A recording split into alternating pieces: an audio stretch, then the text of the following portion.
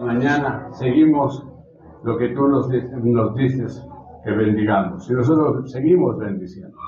En esta ocasión bendecimos al portador de tu palabra, nuestro hermano Pedro. Gracias por su trabajo, por su servicio, Señor, disponibilidad y disposición. Gracias, Señor, porque también como compañero, como amigo, Señor, en esta mañana te lo presentamos como siervo también. Oh Dios y Padre, que la gracia y tu favor descienda de una manera especial sobre él, a compartir tu palabra y sobre todo prepara el corazón de cada uno de nosotros para recibirla, Señor, como debemos de recibirla. Gracias de antemano por lo que vas a hacer. En el nombre de Jesús. Amén. Amén.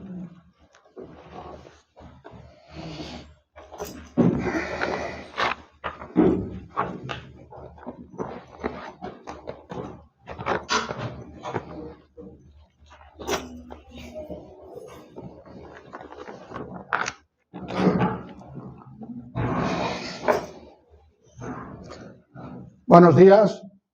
Buenos días. ¿Estáis todos despiertos? A ver. Hay quien no levanta la mano, es que a lo mejor no me oye. Me imagino o espero que no habéis venido a escucharme a mí, o no hayáis venido a escucharme a mí. Eso es lo que yo espero, porque intentaré de que hoy no me escuchéis a mí. Antes de continuar, pues dar un saludo a Francisco, que me ha llamado, pues claro, los años van pasando, que las rodillas ya le cuesta de venir, que lo siente muchísimo, que le gustaría estar, pero que el hermano Francisco, pues que hasta que no le arreglen la casa y puede salir con un cochecito eléctrico, pues que le cuesta. Oremos por él, en su corazón estaba el estar, pero bueno, nos acordamos de él y lo bendecimos.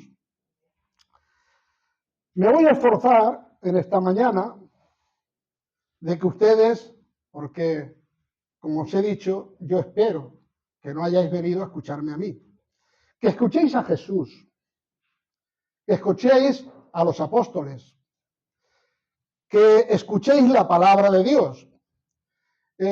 ¿Cómo os diría yo? Yo soy meramente un intermediario, voy a abrir las Escrituras, porque lo que vamos a exponer no es mío, es de Jesús, es de un apóstol, de alguien que tiene autoridad, de alguien que realmente tiene la seguridad, tenemos la certeza de que esa es la palabra de Dios, que no sea un invento mío. Trataré de hacer la mejor exégesis posible para que sea el texto el que hable y nos enseñe la doctrina de Dios. Y os invito, ¿cuántos han traído Biblia? ¿Cuántos tenéis? Levantad la mano. Somos el pueblo del libro. Os invito a que comprobéis por las Escrituras a que lo que se diga es correcto, porque yo soy un hombre que me puedo equivocar o entender mal algo. No tengo todo el conocimiento ni la infalibilidad que dicen algunos que tienen. Yo no tengo infalibilidad, pero sí estoy disponible al terminar. Me dais una nota, me hacéis una pregunta de algo que no entendáis, disponible para aclarar el tema. Vamos a ir al título que sería Erráis ignorando las Escrituras y el poder de Dios. Esta frase, ¿quién la dijo? Mateo 22, 28. Hay una trampa que le quieren plantear a Jesús. Mateo 22, 28. Dice, en la resurrección, puesto que todos la tuvieron, ¿de cuál de las 7 será? Le ponen a Jesús un ejemplo de a ver cuál va a ser la solución. Una mujer que se ha ido casando con un hermano, con otro hermano, con otro hermano, se muere el hermano, se casa con el siguiente, hasta 7 hermanos. Y le plantean a Jesús, bueno, en la resurrección, esta mujer ¿de quién será esposa? pretendiendo ponerlo en un compromiso, ¿no? Mateo 22, 29. Entonces respondió Jesús y les dijo: erráis porque no conocéis las Escrituras, ni tampoco el poder de Dios. Porque en la resurrección no se casan ni se dan en casamiento, sino que son como los ángeles que están en el cielo. Y acerca de la resurrección de los muertos, ¿no habéis leído lo que os fue dicho por Dios?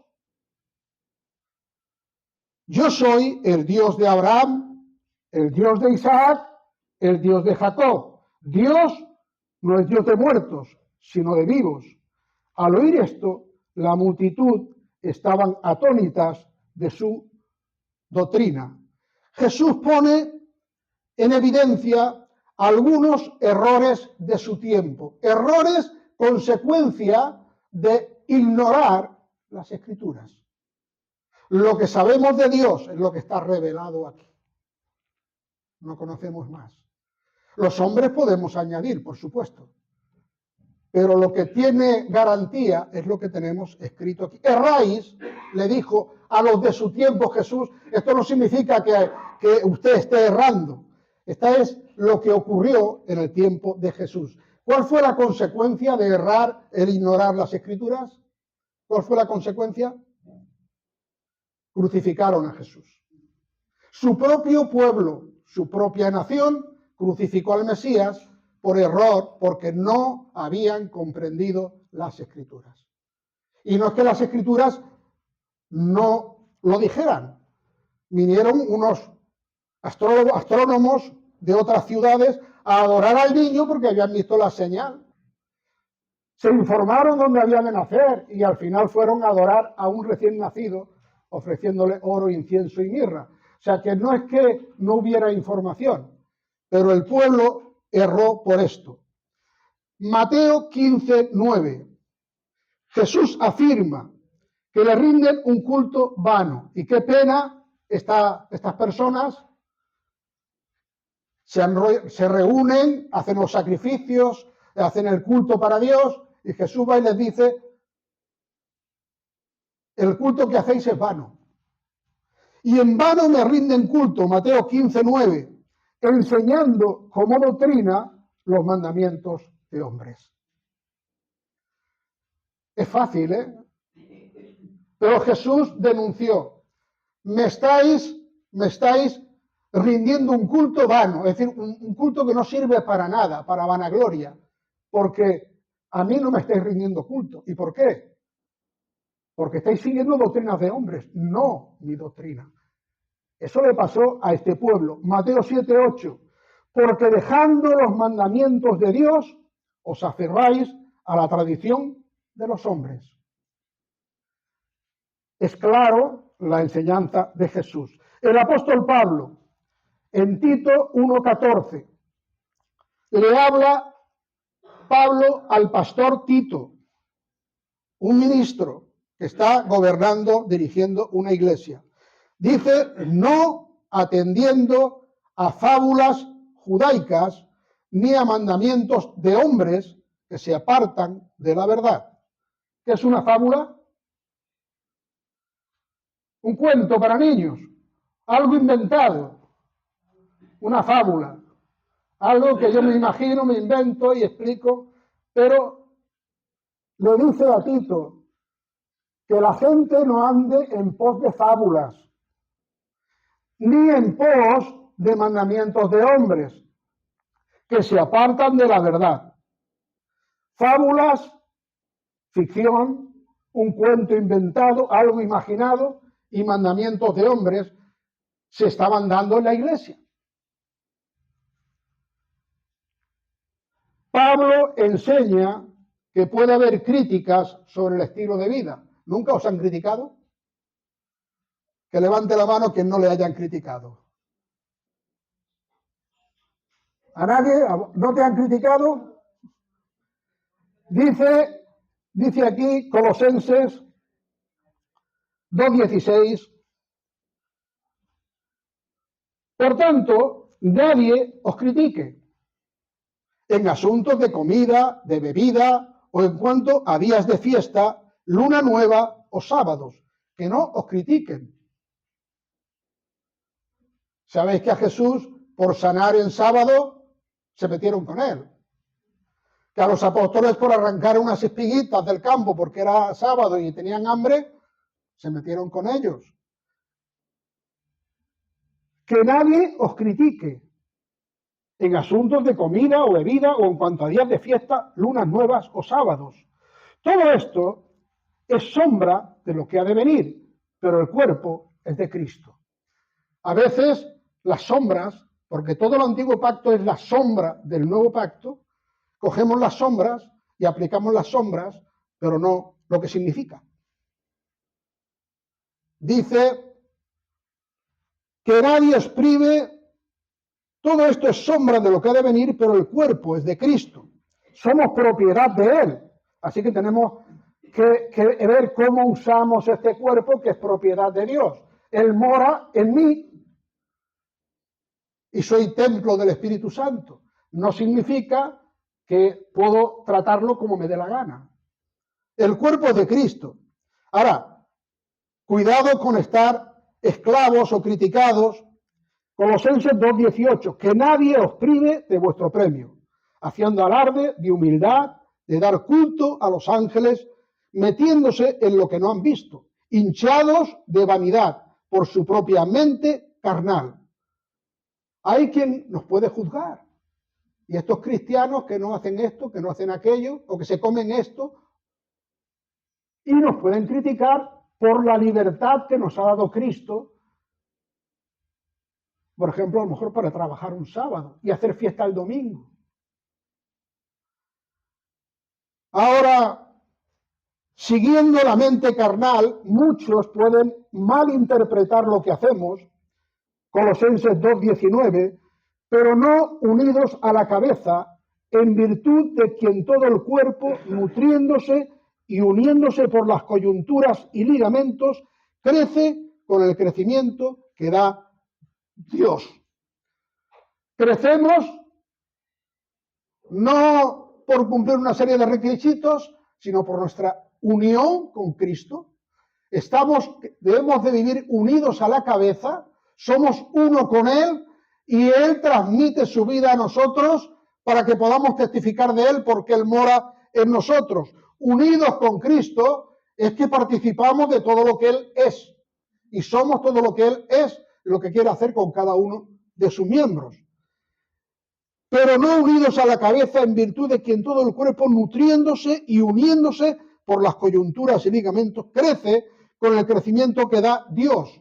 Hay un crecimiento que no es de número, mucha abundancia de gente, pero ¿y qué creen? ¿A quién siguen? ¿A mandamientos de hombres? Colosenses 2:20, si habéis muerto con Cristo, y aquí viene una frase, si habéis muerto con Cristo, ¿quién ha muerto con Cristo? ¿Alguien entiende lo que significa el bautismo cuando se hace el bautismo? Que semejamos que nos entierran, que morimos con Cristo. De hecho, cada cristiano que se convierte se ha hecho un juicio adelantado, se le ha declarado culpable, ha reconocido que Cristo va a pagar mi culpa, Él muere, yo muero con Él, para la ley y para el castigo. He muerto a este mundo, ya no soy de este mundo, y ahora tengo que aprender a vivir conforme a las reglas del otro mundo, al que pertenezco, al reino de los cielos. Si habéis muerto con Cristo, vuestra vida tiene que ser distinta. En cuanto a los rudimentos del mundo, ¿por qué, como si vivierais en el mundo, os sometéis a preceptos, tales como no uses, no comas, no toques? Todos estos preceptos son solo mandamientos y doctrinas de hombres, los cuales se destruyen con el uso. Tales cosas tienen, la verdad, cierta reputación de sabiduría, pues exigen cierta religiosidad y humildad y duro trato del cuerpo, pero no tienen valor alguno contra los apetitos de la carne. Ahí está la carne. Hay quien hace una serie de reglas, usar el cilicio, por ejemplo, hay quien todavía lo usa, hay grupos para mortificar la carne. Eso no anula los apetitos de la carne. La carne debe de ser declarada muerta en la cruz y escuchas la dirección del Espíritu y te propones caminar en obediencia a Dios alimentando el Espíritu y la carne declararla muerta, porque Cristo murió y tú juntamente con Él. Y estás libre de todas estas cosas. El apóstol Pedro da una regla buena con el sello de lo verdadero, que es la práctica, la vida verdadera. Primera de Pedro 4:11.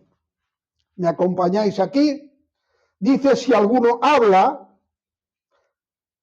hable conforme a las palabras de Dios. Yo no me tengo que inventar nada. Mi misión es transmitir lo más fielmente posible lo que ha sido revelado para que esté claro y todo el mundo lo entienda. Yo no me tengo que inventar nada. Dice, si alguno habla, hable conforme a la palabra de Dios. Si alguno presta servicio, sirva conforme al poder que Dios le da. Para que en todas las cosas Dios sea glorificado. Regla.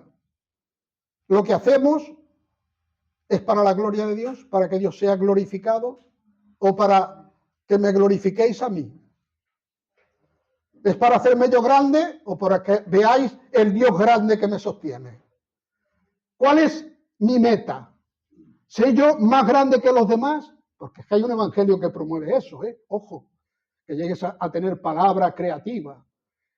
Y tiene la envoltura, las palabras del verdadero evangelio, pero cuando lo abres y te explican, resulta que lo que hay, el contenido, no tiene nada que ver con el evangelio, pero la gente se pone entusiasmada. Dice, para que Dios sea glorificado por medio de Jesucristo, a quien pertenecen la gloria y el dominio por los siglos de los siglos. Amén. Un sello que tenéis que ver de lo auténtico es: a Él sea la gloria, a Él sea el poder, a Él sea la alabanza por siempre. Amén. Lo que hacemos es para su gloria, para que el mundo conozca el amor de Dios, para que el mundo le conozca a Él, para que Él sea engrandecido. Sirvamos con lo que a mí me habría gustado participar en el coro, pero ya la voz no. Lo probé una semana y me quedo sin voz. Bueno, ya los años van pasando. Y aunque vi en el telediario un hombre que ha ganado la maratón con 90 años y ha llegado primero y ha batido una regla y todo, ha batido una marca, pero bueno, será este que tiene 90 años. Yo aún no he llegado a los 90, pero ya empiezo a tener algunas carencias. El tiempo pasa, aprovéchalo, porque no sabemos el tiempo que tenemos. Lo que tengo ahora lo puedo poner a disposición. El día de mañana Dios dirá. La Iglesia no es una ONG. La Iglesia no es un club. La Iglesia es la casa de Dios en la tierra. ¿Sí? La Iglesia es la casa de Dios en la tierra. No es un club, no es una ONG. No nos reunimos aquí porque estábamos aburridos en casa para hacer relaciones. Venimos aquí, charlamos un rato. Eso no es la Iglesia. Y seguimos meditando en la palabra de Dios. Hemos visto algunos errores de ignorar las Escrituras. Primera de Timoteo 3:14. Dice así: esto te escribo con la esperanza que vendré pronto a ti. 3:15. Para que si tardo, sepas cómo debes conducirte en la casa de Dios, que es la iglesia del Dios viviente, columna y baluarte de la verdad.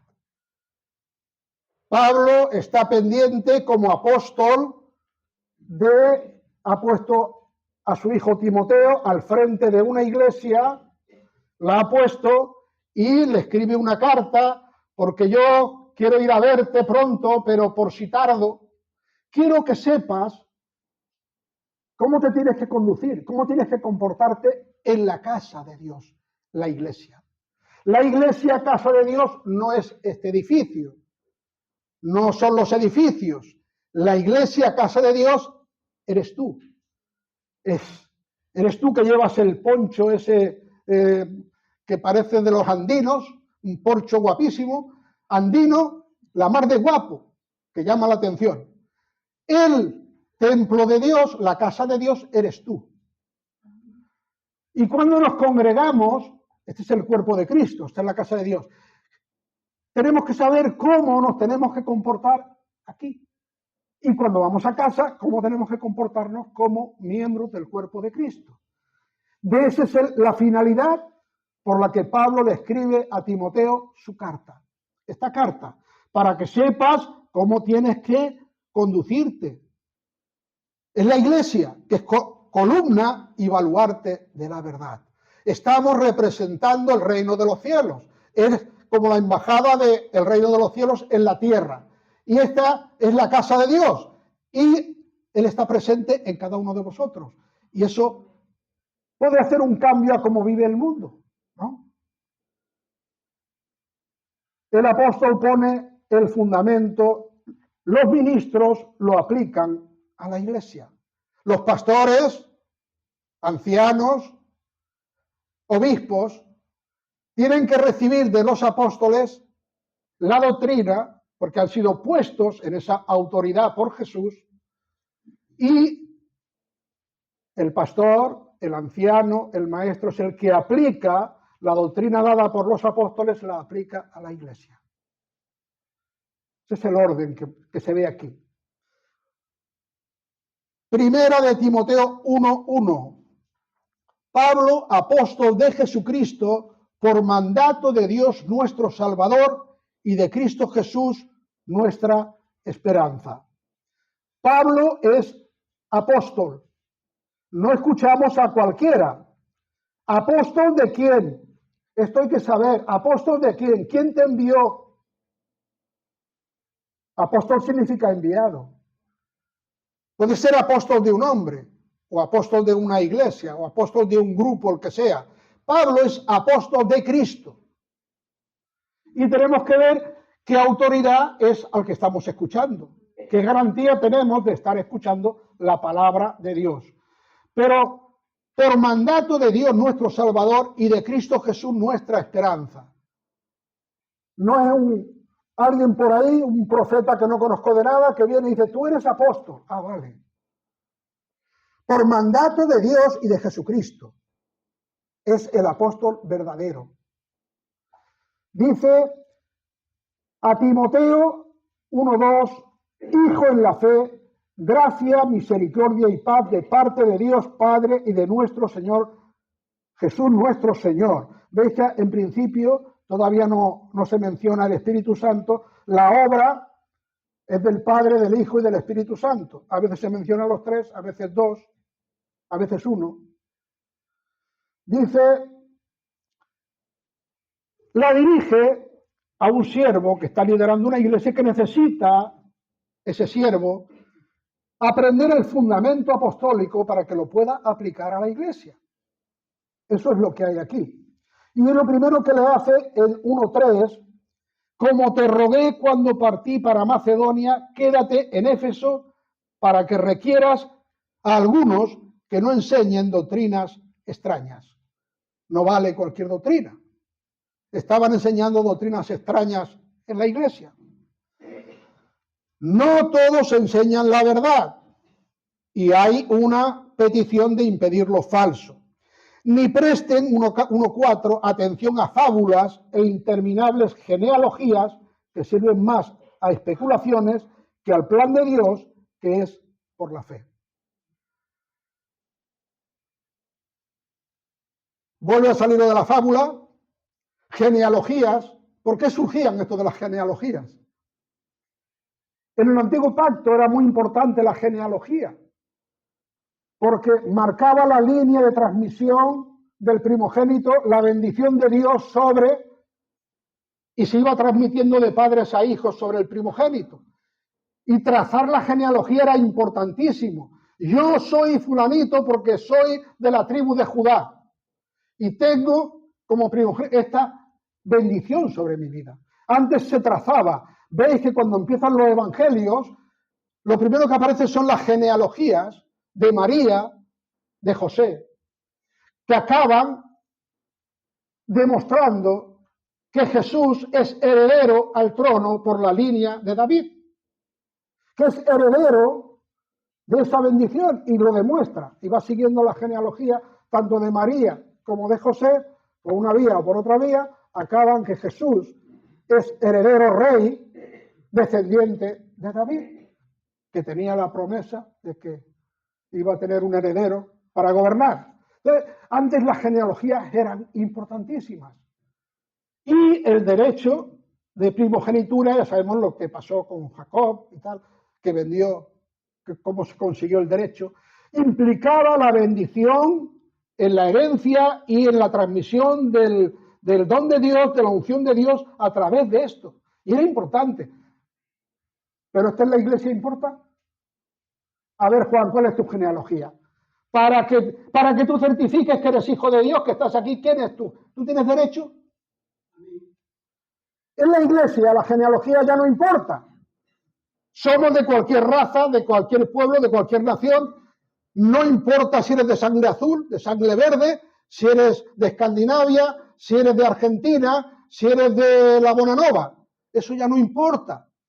Porque ahora, cuando tú te conviertes y aceptas a Jesús, Él te declara hijo de Dios por la fe. La promesa dada a Abraham por fe, tú te conviertes en heredero de la promesa dada a Abraham por fe. En ti serán benditas todas las naciones de la tierra. El verdadero hijo de Dios es el que es de la fe de Abraham. Ya no tiene que ver con genealogía humana. Yo soy rey porque soy de sangre azul, soy conde, soy no sé qué. Mi familia es, eso era antes. Ahora usted es hecho heredero de las promesas de Abraham por la fe en Cristo Jesús. Y no importa si su padre fue un sinvergüenza, no importa si su familia era de la última casta de la India que no tienen derecho, no importa. Venga usted de donde venga, por la fe ha sido hecho hijo de Dios.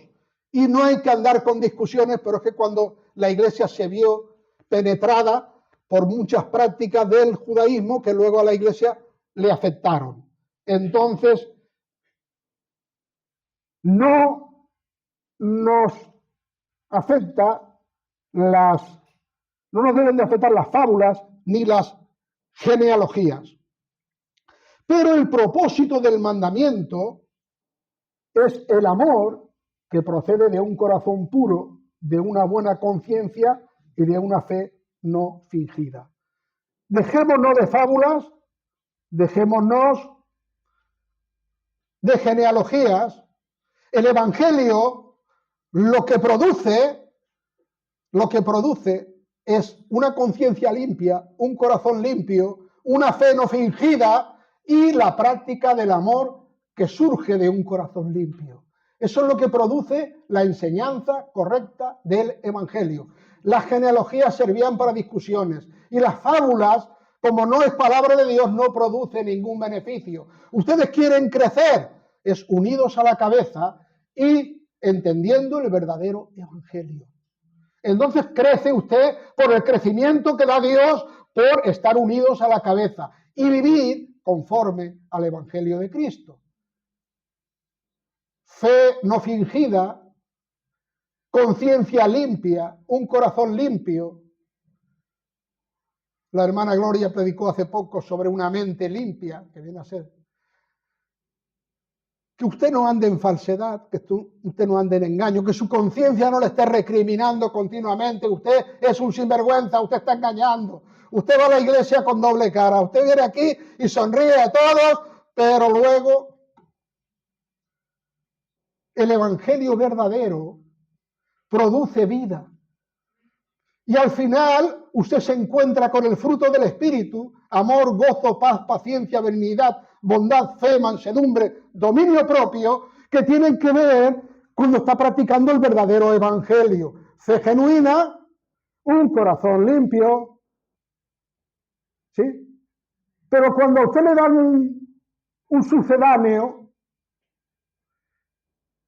un evangelio que le dice: no, usted va a ser como un semidios por encima de los demás, y usted se convierte y al mes tendrá usted una casa el doble de grande.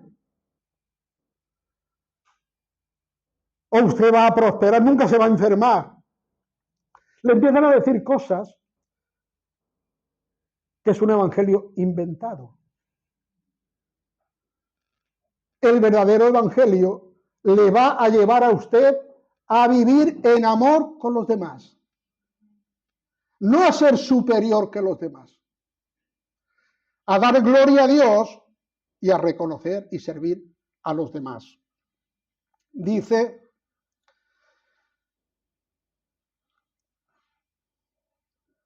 Primera de Timoteo 1:6, algunos de ellos, habiéndose desviado, se apartaron en pos de vana palabrería.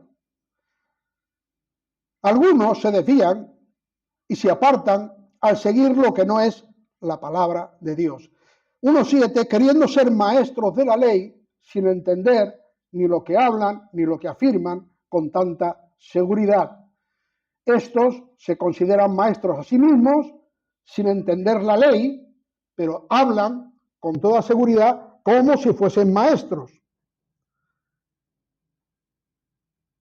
Por ahí corre mucha cosa.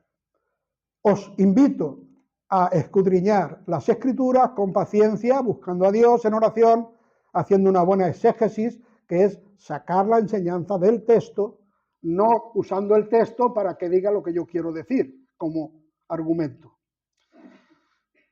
1:8, sabemos sin embargo que la ley es buena si uno la usa legítimamente.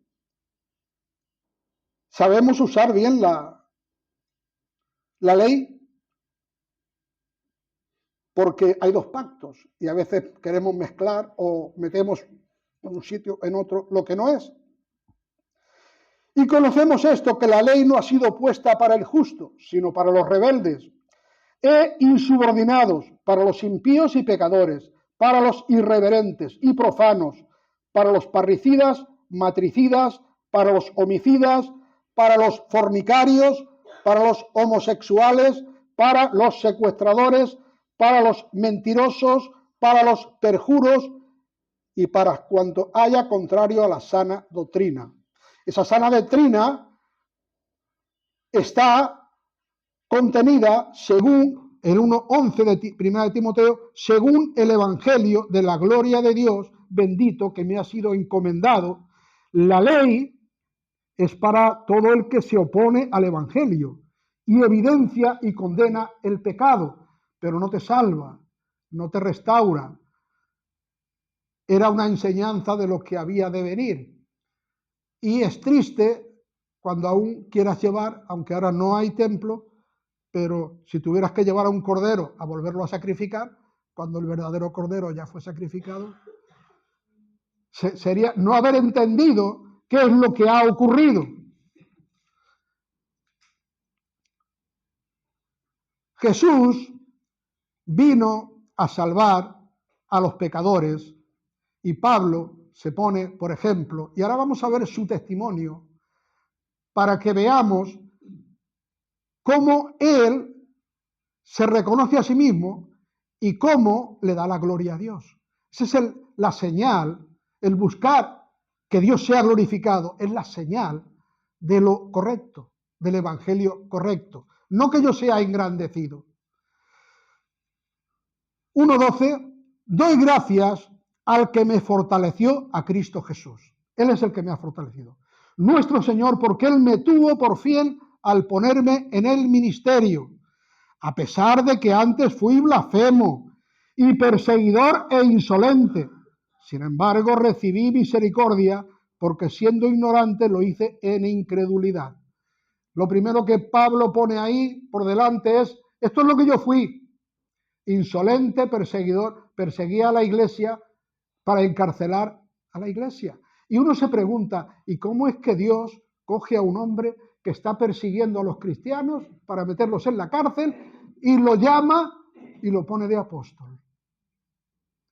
Qué justicia más rara la de Dios, ¿no? Él aclara un poco.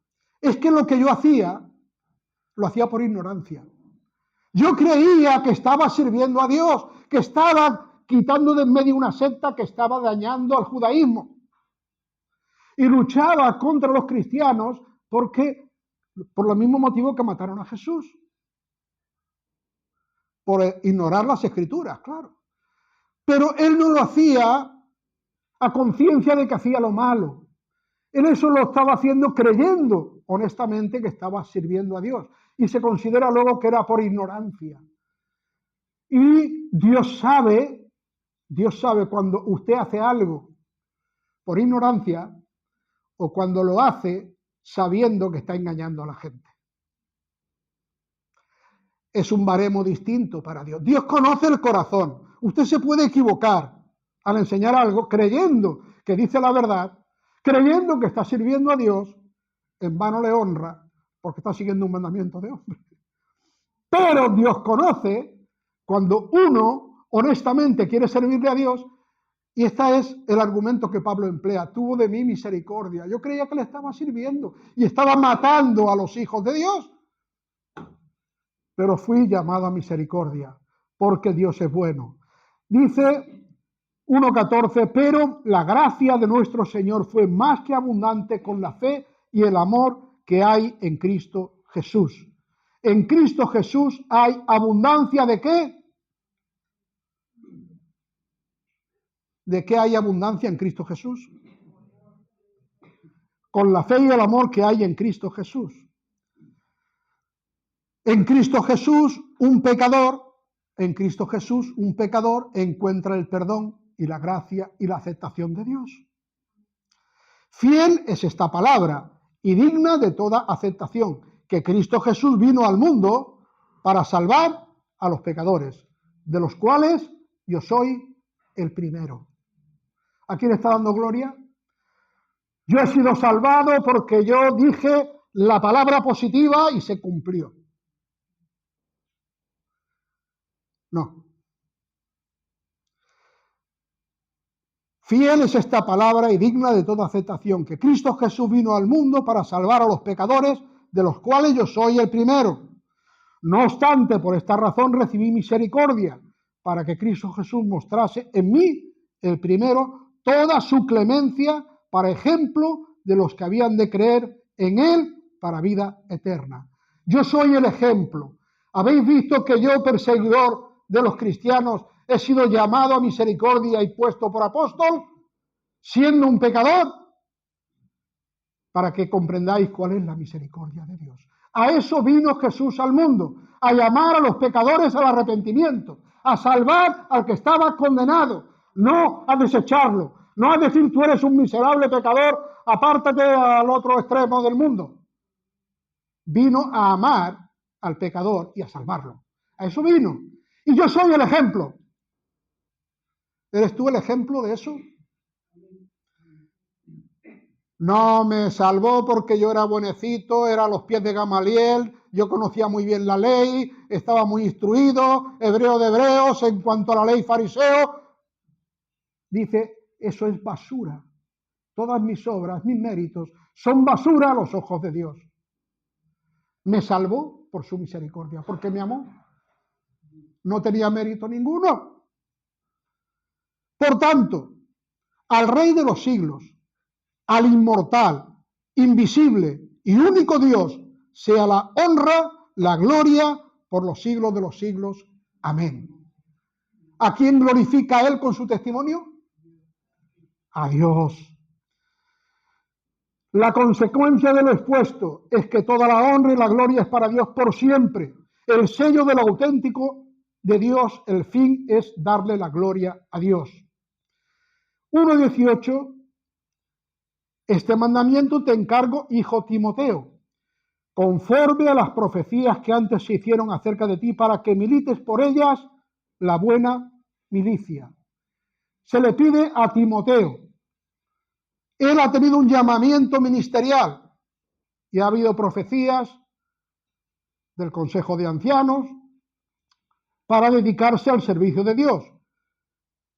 Y ahora se le pide que conforme a su llamado empiece a funcionar, que sirva a Dios conforme a ese llamamiento, que pongas en marcha, que pongas al servicio de la iglesia lo que Dios te ha dado. ¿Lo hemos entendido? Este mandamiento te encargo, hijo Timoteo, hijo Juan, hijo Pepe, que conforme al llamamiento de Dios, conforme a lo que Dios te dio, milites la buena milicia, sirvas a Dios en esa guerra que es contra el reino de las tinieblas.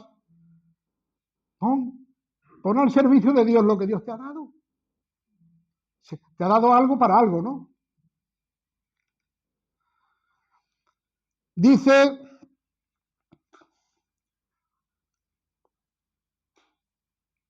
manteniendo la fe y la buena conciencia, la cual algunos desecharon y naufragaron en cuanto a la fe.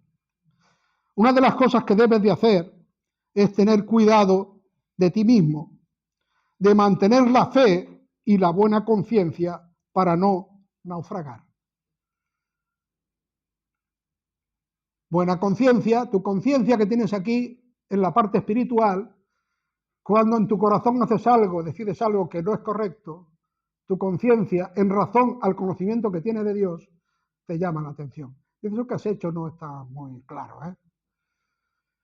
Algunos naufragaron por no tener cuidado de su propia vida. Y entre estos, en 1:20, están Himeneo y Alejandro, a quienes he entregado a Satanás para que aprendan a no blasfemar. Y ahora aquí viene la disciplina en la iglesia. La disciplina. Estos que no cambian, estos que quieren seguir pecando, estos que están blasfemando continuamente, dice, los he entregado a Satanás para que aprendan a no blasfemar. ¿Qué significa esto? La iglesia tiene la cobertura de Dios. Usted está protegido como miembro y unido al cuerpo de Cristo, tiene la protección del Espíritu Santo que le cubre, que le protege. Ahora, cuando el apóstol dice los he entregado a Satanás, es que los ha excomulgado, los ha sacado de comunión, los ha echado de la iglesia. Les ha dicho, ustedes no tienen protección de Dios contra Satanás. Pero es que la iglesia sí lo tiene. Pero si usted insiste en pecar y está dañando a los demás con su testimonio, mire que le tengo que aplicar disciplina para que no dañe al cuerpo de Cristo. Y el testimonio, uno de los problemas que me encontré en la última salida, es que el testimonio en el pueblo era fatal. Aquello es una secta por haber enseñado un evangelio equivocado. Y sí, intervenían 2 apóstoles, que conste, y mi guerra era contra 2 apóstoles y algunos otros ministerios que no quiero mencionar. Y no, tenemos que tener cuidado porque mientras estamos en comunión con la iglesia, Dios nos está protegiendo. Nadie arrebata de mi mano lo que es mío. Pero el Señor como Padre, si considera que necesitas una disciplina, te tratará como a hijo y te disciplinará. Y créanme que si Satanás pilla a un hijo de Dios sin protección, le va a zurrar candela en cantidad. Porque está a su merced para que aprendan a no blasfemar. Alejandro, Himeneo y Alejandro. El apóstol ha quitado la cobertura de la iglesia para que Satanás lo vapulee, es decir, lo ha puesto en manos de su enemigo para que a veces lo hace de otra manera. Cuando Israel fue rebelde, tanto Israel como Judá, ¿qué ocurrió? Vino Nabucodonosor con Judá, arrasó y se los llevó cautivos a todos a Babilonia. Destruyó el templo y se acabó el servicio. Estuvieron esclavos en Babilonia hasta que aprendieron la lección. Es decir, que Dios es Dios misericordioso y porque te ama y porque te quiere, no quiere dejarte en tu pecado. Quiere que andes como un padre a un hijo. Si está enganchado en la droga, no quiere que siga así. Hará lo posible para liberarlo. ¡Ánimo! El mensaje del Evangelio es la mayor demostración del amor de Dios a los hombres. Aprendo a amar al ser amado por Dios. Recibido, perdonado, limpiado, y nos llama a hacer lo mismo con los demás. Si lo que escucho es todas mis grandezas, soy un rey, como soy un rey ya no tengo que servir a los demás. O reina, cuidado. Lo que Dios nos llama, el mensaje del Evangelio es el mensaje de amor más grande que se ha dado a la humanidad. Dios, siendo yo pecador, tuvo misericordia de mí, me recibió, me limpió, pagó el precio por mí, me restauró, me hizo su hijo. Ese es el ejemplo para aprender a amar. Tal y como yo he sido amado, tengo que aprender a amar a los demás. Ese es el mensaje del Evangelio. Amarás al Señor tu Dios con todo tu corazón, con toda tu alma, con toda tu mente, al prójimo como a ti mismo. Y que os améis unos a otros como yo os he amado. Esa es la práctica fundamental, la enseñanza fundamental del Evangelio. Que aprendamos a amarnos los unos a los otros. Y cuando ores al Padre, perdona al que te haya hecho algo, porque si tú no perdonas, Él no te perdona. Y cuando juzgues, ten en cuenta a ti mismo, porque con la medida que juzgas, yo te voy a juzgar. Pero el mensaje del Evangelio es el mensaje de amor más grande de Dios para ti. Mira lo pecador y lo pecadora que eras, y Él te ha amado, te ha recibido. ¿Tienes tú algún impedimento para recibirme a mí como pecador? Porque soy bajito y viejo y ya no tengo voz para la alabanza. Ya no me amas. Yo quiero uno joven, guapote, que venga aquí, nos entusiasme. ¡Ay! El mensaje del Evangelio es que aprendas a amar a los demás. De la misma manera que tú has sido recibido y perdonado, así tienes que recibir y perdonar a los demás. Pedro, apóstol a los ancianos, pastores, apacentad el rebaño de Dios, cada uno conforme al lugar que Dios le ha colocado. Primera de Pedro 5:1. Ruego a los ancianos que están entre vosotros, yo, anciano también con ellos y testigo de los padecimientos de Cristo, que soy también participante de la gloria que ha de ser revelada. Apacentad la grey de Dios que está entre vosotros, cuidando de ella, no por fuerza, sino voluntariamente, no por ganancia deshonesta, sino de ánimo pronto. Y no como teniendo señorío sobre la heredad de Dios, sino siendo ejemplos de la grey. Y cuando apareciere el príncipe de los pastores, vosotros recibiréis la corona inmarcesible de gloria o inmarchitable.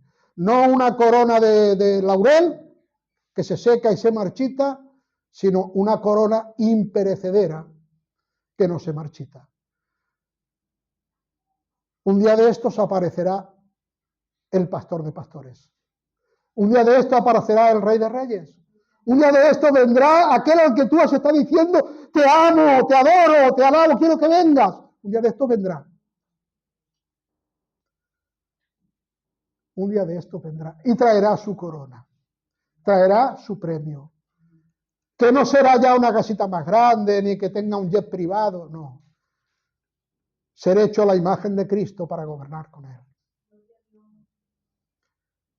Que tengamos los ojos abiertos, no erréis o no erremos ignorando las Escrituras y el poder de Dios. Dios no es Dios de muertos, es Dios de vivos. Todos los que han partido con Él están con Él y están vivos.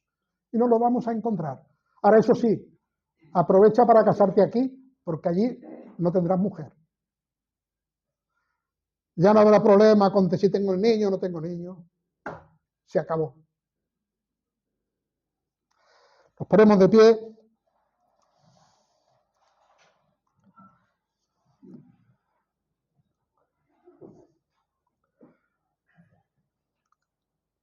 Padre Dios, en esta mañana he puesto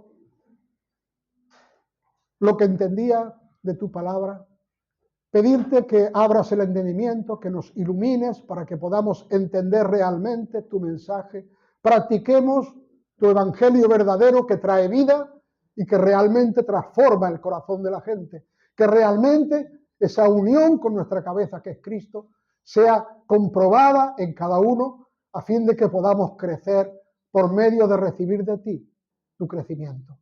En esta mañana yo no sé la necesidad de cada uno, yo no sé las ataduras si hay alguno que las tenga, te pido, Dios, que tu bendición se derrame en esta mañana. Que si hay alguna cadena sea rota, que si hay alguien esclavo sea liberado, Padre, que las mentes de ellos sean libres para entender tu verdad, oh Dios. Que haya esa experiencia de la unión real con nuestra cabeza que eres tú. Que tú como cabeza, Señor, es aquí hoy. Señor, te esperamos. Gracias por cada uno de ellos. Bendícelos, porque eres tú el que das el crecimiento. Gracias en el nombre de Jesús. Amén. Que el Señor os bendiga.